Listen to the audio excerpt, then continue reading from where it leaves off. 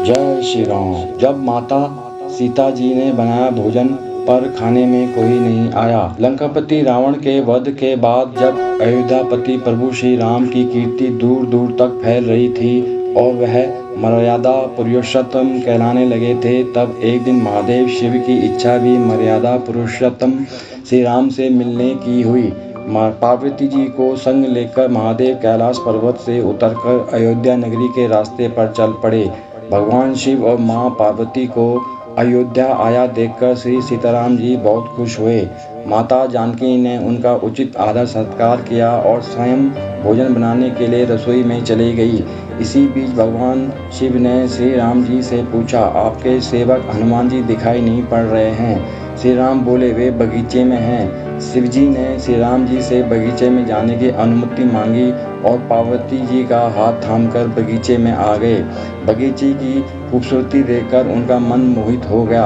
आम के एक घने वृक्ष के नीचे हनुमान जी दीन दुनिया से बेखबर गहरी नींद में सोए थे और एक लय में खर्राटों से राम नाम की ध्वनि उठ रही थी। चकित होकर शिव जी और माता पार्वती एक दूसरे की ओर देखने लगे। माता पार्वती मुस्कुरा उठी और वृक्ष की डालियों की ओर इशारा किया। राम नाम सुनकर पेड़ की डालियां भी झूमने लगी थी और इनके बीच से भी राम नाम उच्चारित हो रहा था। शिव जी इस राम नाम की धुन में मस्त मगन होकर खुद भी राम राम कहकर नाचने लगे। माता पार्वती जी ने भी अपने पति का अनुसरण किया और अपने कोमल पांव थिरकाने लगी। शिव जी और पार्वती जी के नृत्य से ऐसी झनकार उठी कि सर्वलोक के देवतागण भी आकर्षित होकर बगीचे में आ गए और राम नाम की धुन में सभी मस्त हो गए। माता जानकी भोजन तैयार करके प्रतीक्षारत थी, परंतु संध्या घिरने तक भी अतिथि नहीं पधारे। तब अपने देवर लक्ष्मण जी को बगीचे में भेजा। लक्ष्मण जी तो स्वयं को श्री राम का सेवक ही मानते थे, अतः बगीचे में आकर जब उन्होंने धरती पर स्वर्ग का नज़ारा देखा तो खुद भी राम नाम की धुन में झूम उठे। महल में माता जानकी परेशान हो रही थी कि अभी तक भोजन ग्रहण करने कोई भी क्यों नहीं आया। उन्होंने श्री राम जी से कहा, भोजन ठंडा हो रहा है, चलिए हम ही जाकर बगीचे में से सभी को ले आएं। जब सीताराम जी बगीचे में गए तो वहाँ राम नाम की धूम मची हुई थी। हनुमान जी गहरी नींद में सोए हुए थे और उनके खर्राटों से अभी तक राम नाम निकल रहा था। श्री सियाराम भाव विह्वल हो उठे।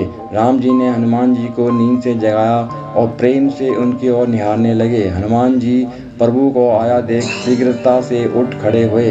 नृत्य का समा भंग हो गया। शिव जी खुले कंठ से हनुमान जी की राम भक्ति की सराहना करने लगे।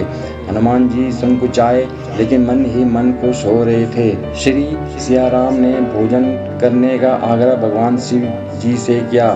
सभी लोग महल में भोजन करने के लिए चल पड़े। माता जानकी भोजन परोसने लगी। हनुमान जी को भी श्री राम जी ने पंक्ति में बैठने का आदेश दिया। हनुमान जी बैठ तो गए, परंतु आदत ऐसी थी कि राम जी के भोजन करने के उपरांत ही सभी लोग भोजन करते थे। आज श्री राम के आदेश से पहले भोजन करना पड़ रहा था। माता जानकी हनुमान जी को भोजन परोसते जा रही थी, पर हनुमान जी का पेट ही नहीं भर रहा था। सीता जी कुछ समय तक तो उन्हें भोजन परोसती रही, फिर समझ गई कि इस तरह से तो हनुमान जी का पेट नहीं भरेगा। उन्होंने तुलसी के एक पत्ते पर राम नाम लिखा और भोजन के साथ हनुमान जी को परोस दिया। तुलसी पत्र खाते ही हनुमान जी को संतुष्टि मिली और वह भोजन खाकर उठ खड़े हुए। भगवान शिव ने प्रसन्न होकर हनुमान जी को आशीर्वाद दिया कि आपकी राम भक्ति युगों युगों तक याद की जाएगी और आप संकट मोचन कहलाएंगे। संकट हरे मिटे सब पीरा, जो सुमरे हनुमत बलबीरा। जय बजरंगबली, जय श्री राम।